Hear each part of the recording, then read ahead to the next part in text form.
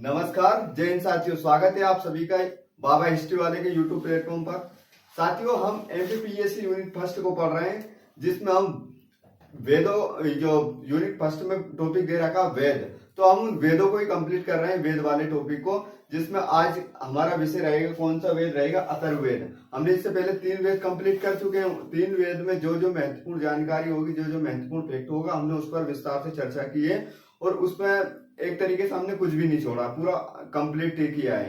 आप चाहो तो इससे पहले की वीडियो जाकर आप देख सकते हो, क्योंकि वो सारी वीडियो एक तरीके से इंटरलिंकिंग वीडियो है। कैसे है कि जब अपन पहली वीडियो को पढ़ेंगे तो उसमें पहली वीडियो में दूसरी वीडियो से उसको क्या कनेक्ट कर दिया गया, फिर दूसरी से तीसरी को, इस प्रकार अपन जब क्रम से पढ़ेंगे तो पूरी चीजें अपने को क्या व्यवस्थित समझ आएगी। तो आज का हमारा विषय कौन सा है? आज का हमारा विषय टॉपिक रहेगा अथर्ववेद। अथर्ववेद में क्या है उससे संबंधित हम जानेंगे। जिससे पहले मेरे 2 क्वेश्चन आपसे। पहला तो ऐसा कौन सा वेद है जिसमें इंद्र को पुरंदर बोला गया? फिर एक क्वेश्चन और है, ऐसा कौन सा वेद है जिसमें पुत्री को सभी दुखों का कारण बताया गया है? तो इन 2 क्वेश्चनों का आप हमें आंसर दीजिएगा कमेंट के माध्यम से। और चल शुरू करते हैं अपन, है ना। जैसे अथर्ववेद, साथियों अथर्ववेद क्या है, अथर्ववेद के बारे में क्या दिया गया और अथर्ववेद से क्या क्या क्वेश्चन बन सकते हैं। अथर्ववेद, पहली बात तो अथर्ववेद को वेद ही नहीं माना है, सबसे फर्स्ट क्वेश्चन। क्यों सर, ऐसा क्यों? अथर्ववेद को इसलिए वेद नहीं माना है क्योंकि ये जो 3 वेद है ना, ऋग्वेद, सामवेद और यजुर्वेद, इन वेदों से हटकर इस वेद में चीजें दे रखी है, यानी कि इस वेद में अलग ही चीजों का उल्लेख किया गया है। लेकिन जो पहले जो 3 वेद है उनको वेद त्रय बोला गया या त्रय बोला गया है। क्यों बोला गया? क्योंकि उन तीनों वेदों में एक, जैसे कि फर्स्ट वेद में जो चीज दे रखी जो सेकंड में मिलेगी, सेकंड में जो दे रखी जो थर्ड में मिलेगी, यानी कि ऋग्वेद में जिन चीजों के बारे में वर्णन किया गया है उसका वर्णन कहीं ना कहीं हमें ऋग्वेद के बाद में सामवेद में मिलेगी। और सामवेद में जिन चीजों का वर्णन किया गया है, जिन शब्दों का वर्णन किया गया, जिन मंत्रों का वर्णन किया गया, जिन ऋचाओं का, जिन सूक्तों का, जिन आरण्य, जिन ब्राह्मण ग्रंथों का जिनका वर्णन किया गया, उनका कहीं ना कहीं हमें यजुर्वेद में देखने को मिलती है। तो इसलिए वो तीनों वेदों को एक तरीके से क्या बोला गया कि इंटरलिंकिंग वेद है, यानी कि ये कनेक्टिंग है, कहीं ना कहीं इसकी चीजें इसमें और इसकी चीजें इसमें मिलती है। लेकिन साथियों जो अथर्ववेद है, जो वो एक अलग ही वेद है। अलग कैसे है कि इसमें जो चीजें हैं वो कहीं अन्य वेद में नहीं देखने को मिलती है हमें। तो इसलिए कहीं ना कहीं इतिहासकारों के माध्यम से या हमारे धर्म शास्त्रियों के मनोविज्ञान या मनोवृत्ति के अनुसार क्या है कि अथर्ववेद को वेदों की संज्ञा नहीं दी गई, लेकिन हम इसको भी क्या करते हैं, वेदों में पढ़ते हैं। तो एक प्रकार से ये भी क्या है, ये एक प्रकार से ये भी वेद ही मान लो अपने तरीके से, तो ये भी वेद है। तो अब इस वेद में किस चीजों के बारे में, किन विषयों के बारे में, किस मंत्र, किन सूक्तों के बारे में दिया गया है, हम उनके बारे में चर्चा करते हैं कि क्या इस वेद में विशेष महत्वपूर्ण है। तो आओ देखो, इसका अगर अपन बात करते हैं उपवेद, इसका उपवेद है कौन सा? शिल्प वेद। शिल्प का आशय क्या है साथियों? शिल्प का आशय यह होता है किसी वस्तु निर्माण से संबंधित या किसी चीज के निर्माण से संबंधित। शिल्प यानी कि किसी भवन, इमारतें हो गई या कोई सी वस्तु हुई, कोई टेक्निक या टेक्नोलॉजी, एक तरीके से बोलते हैं टेक्नोलॉजी के बारे में बात की गई, तकनीक के बारे में बात की गई। किसी चीज को बनाने का क्या आयाम होगा, एक आयाम फिक्स कर दिया गया। यानी कि अगर कोई घर बना रहा, मकान बना रहा है या किसी वास्तु शास्त्र के अनुसार बना रहा, तो उसकी दिशा क्या होगी, दशा क्या होगी। बोलते हैं ना, पूर्व दिशा में घर बनाने से ऐसा होगा, दक्षिण दिशा में बनाने से ऐसा होगा, धन बढ़ेगा, उत्तर दिशा में ऐसा होगा कि ये होगा वो होगा। ये मतलब इन सारी चीजों के बारे में अगर वास्तु शास्त्र के बारे में अपन चर्चा करते हैं तो वो किस वेद में दिया गया है, उसकी जानकारी अथर्ववेद में। यानी कि अथर्ववेद एक ऐसा वेद है जिसमें वास्तु शास्त्र के बारे में चर्चा की गई है। यानी कि अगर अपन भवन के निर्माण करेंगे, घर बनाएंगे, इमारत बनाएंगे, तो उसका एक दिशा और दशा निश्चित होगी। क्या होगी? दिशा और दशा निश्चित होगी। दूसरी चीज ये है, इसका पाठक यानी कि इस वेद को जो पढ़ता है उसको ब्रह्मा बोला जाता है। यानी कि जो ऋग्वेद का पाठ करता है उसको ब्रह्मा बोला जाता है। क्या बोला जाता? ब्रह्मा बोला जाता। आ गई बात समझ में? अब जो ऋग्वेद का पाठ करता है यानी कि अथर्ववेद का पाठ करते को तो अपन ब्रह्मा बोल रहे हैं, यानी कि ऋग्वेद का, सामवेद का और यजुर्वेद, इन तीनों वेदों को पाठ करता कौन है, पाठक कौन है, वो आप हमें कमेंट के माध्यम से बताओगे। आ गई बात समझ में? अब अपन आगे बढ़ते हैं। इसका एक उपनिषद है मुंडक उपनिषद यानी मुंडोक उपनिषद। तो इसका एक उपनिषद कौन सा है, अति महत्वपूर्ण उपनिषद है ये, और इसमें किसी एक विशेष चीज की चर्चा की गई है। जब अपन उपनिषद देखेंगे ना हम तो उसमें बता ही देंगे, लेकिन अगर आपको इसके बारे में पता हो तो आप हमें बता सकते हो। आगे बात समझ में। दूसरी चीज है, इसका नामकरण एक ऋषि है, यानी कि अथर्ववेद का नामकरण एक ऋषि के नाम के आधार पर किया गया। वो कौन से ऋषि है थे, अथर्वा ऋषि, यानी अथर्वा ऋषि के नाम के आधार पर इस वेद का नामकरण किया गया है। सबसे महत्वपूर्ण चीज, अगर क्वेश्चन बनता है कि ऐसा कौन सा वेद है जिसका नामकरण एक ऋषि के नाम के आधार पर किया गया है, ऋग्वेद, सामवेद, यजुर्वेद, अथर्ववेद, तो कौन सा वेद रहेगा, अथर्ववेद। और कौन से ऋषि रहेंगे, अथर्वा ऋषि रहेंगे। आगे बात समझ। दूसरा, इसे ब्रह्मावेद भी बोला जाता है। कैसे बोला जाता है, इसका पाठ करता यानी पाठक कौन होता है, इसका पाठ करता कौन होता है, ब्रह्मा, तो इसलिए इसको एक नाम दिया गया है कि इसे ब्रह्मावेद के नाम से भी जाना जाता है। आगे बात समझ। और इसका कोई ब्राह्मण मतलब गोपद ब्राह्मण, एक गोपद नाम से इसका ब्राह्मण ग्रंथ है, जिसमें क्या दिया गया है, यज्ञ और अनुष्ठानों के बारे में। यानी कि इसमें एक देखो, यजुर्वेद में अपन ने क्या किया था, यज्ञों के बारे में चर्चा की थी, यानी कि यजुर्वेद समर्पित ही यज्ञों को था, यज्ञों की चर्चा की गई थी। लेकिन इसका एक ब्राह्मण ग्रंथ है, किसका, अथर्ववेद का। इसमें उन्होंने एक, यहाँ पर भी कुछ जानकारी क्या मिलती है कि जो गोपद ब्राह्मण ग्रंथ है उसमें क्या है, जो यज्ञों के बारे में, यानी कि यज्ञ के अनुष्ठान क्या हो सकते हैं। लेकिन इसमें कौन सा अनुष्ठान, जो तांत्रिक क्रियाओं से सिद्ध होती, जो मंत्र तंत्रों से सिद्ध होती, जिसमें बलि का प्रावधान किया गया, ऐसे यज्ञ के अनुष्ठान का वर्णन कहां पर मिलता है अपने को, अथर्ववेद में मिलता है। अब इसमें क्या है, 20 तो अध्याय है और 6000 मंत्र है। कितने हैं, अथर्ववेद में 20 अध्याय और 6000 मंत्रों का उल्लेख मिलता है। अब देखो साथियों, इस वेद में जादू टोना, वशीकरण, भूत प्रेत, औषधि से संबंधित मंत्र मिलते हैं। जादू टोना, किसी पर काला जादू करना, ब्लैक मैजिक। उसके बाद जादू टोना यानी किसी को निपटाना हो, किसी को कुछ बताना हो। वशीकरण, 5 दिन में मिले अपने बचपन के प्रेम से, 10 दिन में खोया हुआ प्रेम वापिस, ऐसी ऐसी चीजों के बारे में, यानी वशीकरण। गरीब लड़का कर सकता है अमीर लड़की को वश में। ऐसी ऐसी चीजों के बारे में, ऐसी खतरनाक चीजों के बारे में अगर चर्चा की गई है ना, तो ये किसमें की गई, अथर्ववेद में की गई। यानी कि वशीकरण, जादू टोना, भैया भूत प्रेत, भूत आपने कभी देखा है, हमने भी नहीं देखा आज तक, लेकिन यहां पर उनके बारे में बताया गया कि एक ऐसी खतरनाक नेगेटिव एनर्जी होती। देखो, इस दुनिया में इस मनुष्य से बड़ा कोई भूत नहीं है।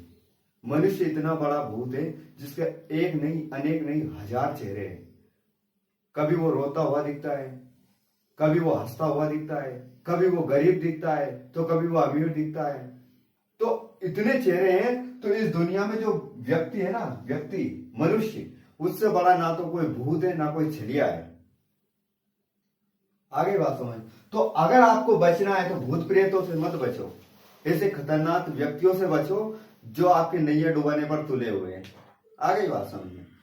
और औषधियों, देखो, जड़ी बूटियों, औषधियों, यानी कि इस वेद में क्या दिया गया है कि अगर किसी व्यक्ति को किसी प्रकार की बीमारी या दुख कुछ भी हो जाए तो उसके निवारण के लिए हमें क्या, औषधियां बताई गई है। बहुत सारी औषधियों की चर्चा की गई है। और मंत्र तंत्र, यानी कि अपनी आत्म शांति के लिए अपन क्या कर सकते हैं, मंत्र का जाप कर सकते हैं, उच्चारण कर सकते हैं, ध्यान कर सकते हैं। इन सारी चीजों के बारे में कहां पर मिलता है अपने को, अथर्ववेद में मिलता है। दूसरी चीज, इस वेद में 2 राजा है, एक तो कुरु और एक है परीक्षित। कौन है, एक तो राजा कुरु है और एक है राजा परीक्षित। इन दोनों को मृत्यु लोक का देवता बताया गया। कौन, मृत्यु लोक। मृत्यु लोक कौन सी, मृत्यु लोक यानी पृथ्वी लोक। पृथ्वी लोक कौन, यानी धरती लोक। धरती लोक कौन, यानी कि जिसमें अपन रहते हैं। यहाँ के कोई 2 देवता है, एक कुरु है, एक परीक्षित है। उनके बारे में यहाँ पर चर्चा की गई। और 2 एक शहरों के नाम आते हैं, और आप जानते हैं ये कहीं ना कहीं एक तरीके से जब अपन बौद्ध काल पढ़ते हैं, बौद्धिक एरा पढ़ते हैं, तो यहाँ अपन महाजनपदों के नाम सुनते हैं। और उन्हीं महाजनपदों में एक तो मगध और अंग, इन 2 महाजनपदों में एक समय बीमारियां फैल रही थी। तो उन बीमारियां फैल रही थी और उसका क्या क्या प्रभाव, जैसे कि अभी वर्तमान स्थिति में अपन ने देखने को मिलता था, कोरोना वायरस मिला ना देखने को। तो ऐसे कहीं ना कहीं वो बीमारियां फैल रही थी। उन बीमारियों के बारे में इस वेद में लिखा गया है कि मगध और अंग में बीमारियां फैली थी, उसके बारे में चर्चा की गई है। काशी यानी कि प्राचीनतम काशी का उल्लेख मिलता है कि जो काशी विश्वनाथ है उनके बारे में कहीं ना कहीं अपन को जानकारी मिलती है किसमें, अथर्ववेद में। और देखते हैं सभा और समिति। सभा और समिति क्या है, देखो ये तो एक अलग टॉपिक है लेकिन अपन इसकी भी चर्चा करेंगे। सभा और समिति, प्रजापति की दो पुत्रियां हैं उनके बारे में चर्चा की गई, जैसे कि एक तरीके से लोकसभा और राज्यसभा, ये ऐसी कोई वो रहती है ना एक तरीके से, क्या मानते, संसद भवन, उस प्रकार की कुछ चीजें दे रखी है, उनके बारे में अपन इसमें चर्चा करेंगे। तो प्रजापति की दो पुत्रियां बताई सभा और समिति को। तो प्रश्न मेरा ये रहेगा कि ऐसा कौन सा वेद है जिसमें प्रजापति की दो पुत्री सभा और समिति की चर्चा की गई।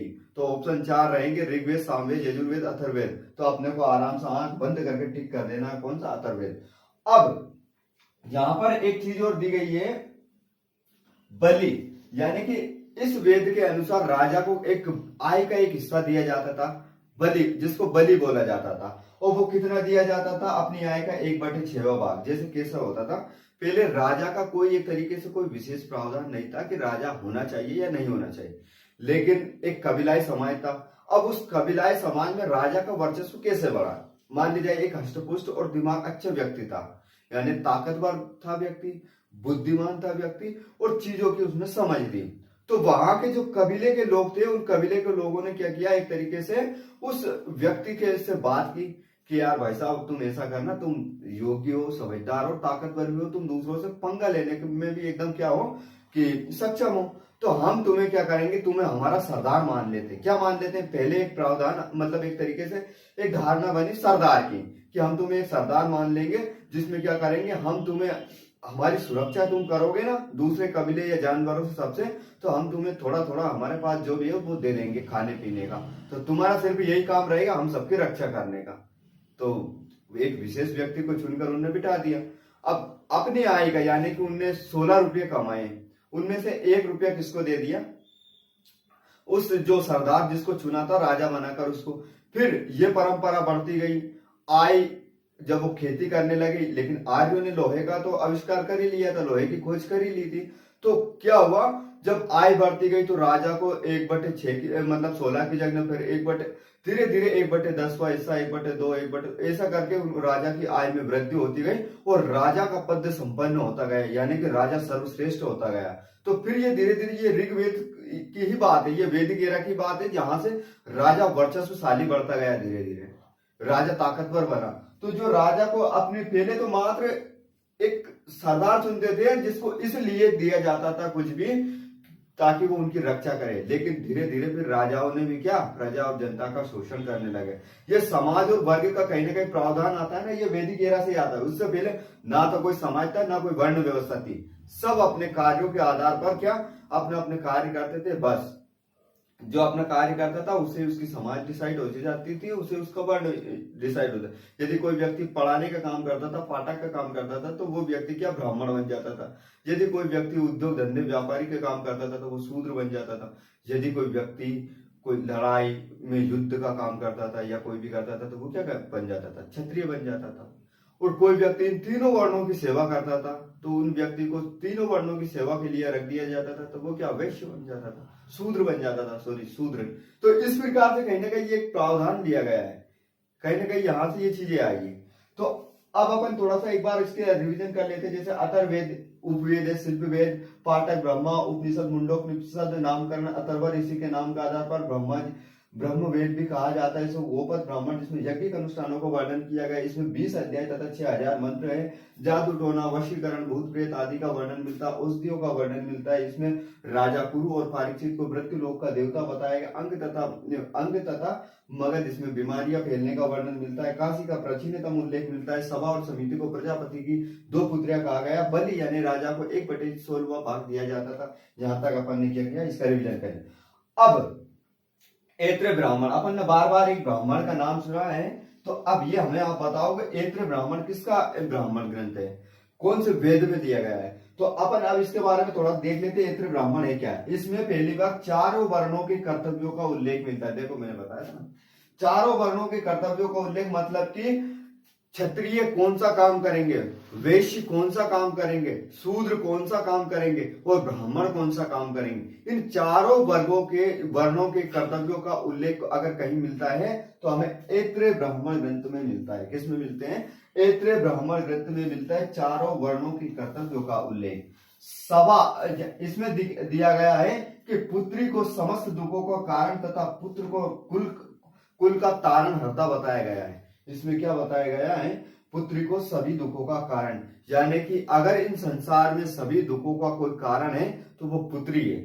दोस्तों ये एक तरीके से धारणा गलत है, लेकिन हाँ पुत्री आज भी कहीं ना कहीं किसी ना किसी समाज में ऐसी चीजें हमें देखने को मिलती है जहां पिता, अगर किसी घर में 2 या 3 पुत्रियां हो गई तो पिता उनकी शादी को लेकर यानी कि उनके विवाह को लेकर इतना चिंतित रहता है कि उसकी सारी जमीन बेच देता है। वो आज भी कुछ ऐसी समाज है उनको दहेज इतना देना पड़ता है, मतलब समाज को दिखाने के लिए, यहाँ तक कि अपने खाने पीने के जिस जमीन से जो जमीन उसके पास रहती थी वो जमीन को बेचकर उसको दहेज देता है।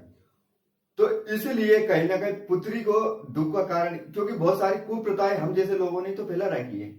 अगर हम दहेज देना बंद कर दे, मान ली जाए, दहेज का एक सीधा सिंपल प्रावधान क्या है कि अगर कोई पढ़ी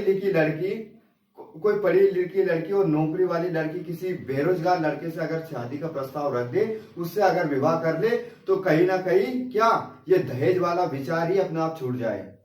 लेकिन क्या है दोस्तों, एक ऐसी चीज आती है कि अगर लड़की पढ़ी लिखी हो गई, अच्छी जॉब वाली हो गई, तो वो क्या करेगी? वो उससे अच्छा लेवल का लड़का देखेगी, पढ़ा लिखा देखेगी, धनवान लड़का देखेगी। तो फिर तो भाई साहब कुछ ना कुछ करना ही पड़ेगा। अगर तुम वही गरीब लड़की को देखेगी और डायरेक्ट बोले कि देखो भाई साहब अपने पास तो सीधी सिंपल बात यह है कि अपने पास ये नौकरी है, अपने पास कोई दहेज नहीं है और हम हैं, आपको अगर जमता है तो करते हैं, नहीं करते हैं, आगे बढ़ते हैं, ये सिंपल चीज है। लेकिन क्या होता है, लड़की तो पढ़ी लिखी होती नहीं है, और पढ़ी लिखी होती है तो कम होती होगी शायद, या फिर लड़की के लिए अगर कोई लड़का देखते हैं तो वो सरकारी नौकरी वाला देखता है। अब साले वो नौकरी वाला नौकर के दिमाग में ऐसी मनोवृत्ति बन जाती है कि उसको दहेज ही चाहिए। लड़की तो बाद में देखेगा, लेकिन यूं पूछेगा कितने लाख दोगे आप हमें? हमारे लड़का ये नौकरी में आप 10 लाख दोगे, 12 लाख दोगे, 20 लाख दोगे। वो जो लाख वाला आते हैं ना ये चीजें, ये रुपये वाली, तो कहीं ना कहीं फिर वो पिता मजबूरन या किसी भी बोलता है कि मेरी बेटी जिंदगी भर खुश रहेगी, मैं दहेज दे देता हूँ। तो अगर ये काम अपने को किसको करना है? अपनी बेटियों को अच्छे से पढ़ाओ, अच्छी शिक्षा दीक्षा दो, चाहे नौकरी ना लगे, लेकिन इतना काबिल कर लो कि वो किसी की कमाई की मोहताज ना रहे, खुद अपने कमाई करके खुद कुछ बन जाए। और ये दहेज वाली, जो आप दहेज में 10-15 लाख रुपए लगाते हो ना, 10-12 लाख की कार देते हो, ये दुनिया की चीजें देते हो, आप मात्र अपनी बेटी पर 5 या 10 लाख रुपए खर्च कर दो, वो बेटी इतना कमा देगी, वो बेटी इतना काबिल बन जाएगी कि किसी को दहेज देने की आवश्यकता नहीं लगेगी। और मेरा कहना भी उन बहनों से है कि बहनों तुम भी कुछ ऐसा कर जाओ कि तुम्हें कभी किसी के मोहताज न रहना पड़े, किसी के बारे में ये नहीं सोचना पड़े कि मेरा पति कलेक्टर बनेगा, मेरा पति ये बनेगा, मेरा पति प्रोफेसर बनेगा, दुनिया की चीजें बनेगा। अरे वो बने ना बने, लेकिन तुम कुछ बन जाओ, और तुम मन चाहे उसको ऐसे उठा लेना, ऐसे बहुत सारे झुंड रहेगा उसमें से उठा के तुम हमारे लिए हो। वो कब होगा? लेकिन जब तुम कुछ करके बताओगे। आगे बात समझ में। अब पुत्री को कृपण भी कहा गया। कृपण वही ऋणी शब्द से लिया गया। इसमें क्या है? राज्य अभिषेक, यानी कि ऐत्रेय ब्राह्मण में क्या है? राज्य अभिषेक, यानी कि राजा का अभिषेक कैसे किया जाएगा, राजा में क्या क्या योग्यता देखी जाएगी, क्या क्या काबिलियत होगी, तब उसको राजा बनाएंगे। क्या राजा को किस विधि विधान के साथ, कौन से मंत्र उच्चारणों के साथ हम उसका राज्य अभिषेक करेंगे, इसके बारे में किसमें दिया गया? ऐत्रेय ब्राह्मण में। एक बार और रिपीट करता हूं मैं, जैसे कि ऐत्रेय ब्राह्मण में चारों वर्णों का कर्तव्यों का उल्लेख किया गया। ऐत्रेय ब्राह्मण में पुत्री को समस्त दुखों का कारण तथा पुत्र को कुल का तारण करता बताया गया है, यानी कि पुत्र को यहाँ पर सर्वश्रेष्ठ बताया गया है। पुत्री के लिए कृपण शब्द का प्रयोग किया गया है, और राज्य अभिषेक यानी कि राजा का अभिषेक किस आधार पर किया गया है उसका वर्णन कहाँ हमें यहाँ पर मिलता है? इस वेद में मिलता है। इस वेद में नहीं, इस ऐत्रेय ब्राह्मण में मिलता है। यानी कि वेद भी बोल देंगे तो कोई दिक्कत वाली बात है नहीं, क्योंकि ये ऐत्रेय ब्राह्मण ही किसी वेद का क्या है? एक ब्राह्मण ग्रंथ है। दूसरी चीज, अब बात करते हैं शतपथ ब्राह्मण की। शतपथ ब्राह्मण क्या है? इसमें महाजनी एक प्रथा, यानी कि एक कुप्रथा का उल्लेख मिलता है, जिसको महाजनी प्रथा कहते हैं। सूदखोरों का नाम सुना है आपने? दलालों का नाम सुना है आपने? जो लोग क्या करते हैं, गरीब व्यक्तियों को पैसे देते हैं, क्या देते हैं, ब्याज पर ऋण देते हैं। और जब वो ऋण ना दे पाने के कारण उनकी जमीन को हथिया लेते थे, उनकी कोई विशेष जो चीज रहती थी उनको वो अपने अंडर में कर लेते थे। तो इन सभी के बारे में क्या यहाँ पर उल्लेख चर्चा कर मिलती है कि महाजनी प्रथा एक कुप्रथा, सूद घोरे के बारे में जानकारी मिलती है। तो कहां पर मिलती है, शतपथ ब्राह्मण में मिलती है। दूसरी चीज व्यवस्थ मनु, यानी कि व्यवस्थ मनु का नाम आपने सुना होगा, जो एक अंतिम ऐसे मनु थे, यानी मनु तो बहुत सारे हुए लेकिन वो एक ऐसे मनु थे, ऐसे मनु की चर्चा की गई कि एक बार क्या हुआ, पूरी धरती जल मग्न हो गई, त्राही त्राही मच गई। तो भगवान जो विष्णु है ना, उन्होंने मछली का रूप धारण किया था। मछली का रूप धारण करके क्या किया था, इन व्यवस्थ मनु के साथ क्या, सप्त ब्राह्मण और जितने भी औषधि जड़े बूटी, जितने भी शास्त्र हमारे पुराने वेद थे, उन सभी को ले जाकर एक नाव में सवार करके, जितने भी यानी कि जो भी हमारे दैनिक जीवन की आवश्यकता में, जैसे कि एक तो सप्त ब्राह्मण, एक औषधि जड़ी बूटी वाले पेड़ पौधे, जिसके बाद में क्या, जो पुराने हमारे प्राचीन वैदिक ग्रंथ, और जो गाय के बारे में उल्लेख मिलता है, इन सभी को क्या, एक नाव में बिठाकर ये उस प्रलय से बचने के लिए भगवान विष्णु ने एक मछली का रूप धारण किया और उसको तारण किया था, यानी पार किया था, यानी कि उनको यहां से ले जाकर दूसरी जगह, सेफ जगह पर पहुंचाया था। तो उन व्यवस्थ मनु के बारे में हमें यहाँ से जानकारी मिलती, किससे, शतपथ ब्राह्मण से। दूसरा, राजा वही होगा जिसे प्रजा अनुमोदित करे। देखो, अपने राज्याभिषेक के नियम तो पढ़े हैं, लेकिन शतपथ ब्राह्मण में क्या दिया गया है कि राजा वही होगा जिसको प्रजा अनुमोदित करे, यानी कि प्रजा डिसाइड करेगी कि राजा कैसा होना चाहिए। इसके बारे में जानकारी हमें कहां से मिलती है, शतपथ ब्राह्मण से। अब अपन ने दो नाम सुनने हैं, सभा और समिति। अब उनके बारे में थोड़ी सी जानकारी लेते हैं। जैसे कि सभा शब्द का उल्लेख ऋग्वेद में लगभग कितनी बार किया गया, 8 बार। तो प्रश्न यहीं से बनता है कि सभा और समिति का, ओनली सभा के बारे में बात कर रहा हूं मैं, सभा और समिति के बारे में तो अथर्ववेद में मिलती है जानकारी, लेकिन सभा का उल्लेख अगर मिलता है तो ऋग्वेद में 8 बार मिलता है। सभा स्त्री तथा पुरुष दोनों का प्रवेश, यानी कि सभा एक तरीके से क्या होती है, जैसे कि राज्यसभा विधानसभा होती है ना, ऐसे ही कुछ मान लो, एक तरीके से उदाहरण के तौर पर ऐसे ही मान लो, जिसमें आज स्त्रियां भी बैठी है सांसद बनकर और पुरुष भी बैठे हैं, इधर विधायक बनकर स्त्रियां भी बैठी, इधर पुरुष भी बैठे हैं। तो यहाँ पर स्त्री और पुरुष दोनों का प्रवेश हो सकता था।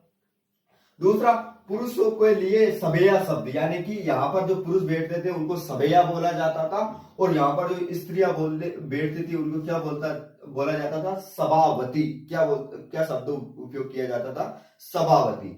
और अध्यक्ष के लिए ईशान शब्द का प्रयोग, यानी कि जो सभा का अध्यक्ष होता था उसे ईशान बोला जाता था। क्या बोला जाता था, प्रश्न ये बनेगा कि सभा के प्रधान या अध्यक्ष को क्या बोला जाता था, तो सभा के प्रधान या अध्यक्ष को ईशान बोला जाता। समिति अथर्ववेद में समिति को प्रजापति की पुत्री कहा गया है, यानी कि सभा और समिति को अथर्ववेद में प्रजापति की 2 पुत्रियां कहा गया है। अब समिति एक प्रभावी संस्था थी, यानी कि इसका पावर कहीं ना कहीं सभा से ज्यादा था। क्या, सभा से ज्यादा इसका क्या था, प्रभाव था। इसमें भी स्त्रियों का प्रवेश था, यानी कि स्त्रियां इसमें भी भाग ले जाती थी। इसमें एक विशेष चीज क्या आती है, विशेष चीज ये आती है कि जो समिति होती थी ना, उस समिति में क्या था कि जो सामान्य वर्ग के लोग थे ना, गरीब लोग, एक तरीके से निम्न वर्ग के लोग, उन लोगों का भी प्रवेश था, यानी कि उन व्यक्तियों में अगर योग्यता है तो वो व्यक्ति समिति में प्रवेश कर सकते थे। लेकिन उनके लिए क्या था, एक प्रावधान विशेष क्या था, उनके लिए एक प्रावधान विशेष ऐसा था कि उनमें जो प्रवेश लेंगे उनकी एक तरीके से परीक्षा होगी, और वो परीक्षा, वो अनुमति कौन लोग लेंगे, जो समृद्ध लोग थे, जो वहां के वृद्ध लोग थे, यानी कि बड़े लोग थे, उन लोगों की या विशिष्ट लोग, उस समिति के जो विशिष्ट लोग थे उनके माध्यम से इन लोगों का चुनाव होता था। इस प्रकार दोस्तों अपन ने क्या किया है, अब थोड़ी सी 2 चीजें और बची। अमाजू क्या बोला जाता, अमाजू बोला जाता है जो जीवन भर अविवाहित रहने वाली महिला को, यानी कि कुछ 2 शब्द वाली हमें यहाँ मिली है, कौन सी, अमाजू एक शब्द है, उसका प्रयोग एक स्त्री के लिए किया गया, एक महिला के लिए किया गया। क्या किया गया, जो जीवन भर अविवाहित रहे, यानी कि जिंदगी भर वो शादी ना करे, उस स्त्री को बोला जाता है अमाजू। क्या बोला जाता है, अमाजू। और यहाँ पर एक शब्द आया है पणी। पणी शब्द का प्रयोग किस लिए किया गया, तो पणि शब्द का प्रयोग व्यापारी वर्ग के लिए किया गया, जो व्यक्ति व्यापार करते हैं उनको लिए क्या किया गया, पणि शब्द का प्रयोग किया गया। इस प्रकार क्या हुआ दोस्तों, आज हमारा पूरा कंप्लीट ये वैदिक एरा कंप्लीट कर लिया है। इसी के साथ क्या है कि मैं हिस्ट्री वाला आप सभी से विदा लेता हूँ। नमस्कार, जय हिंद।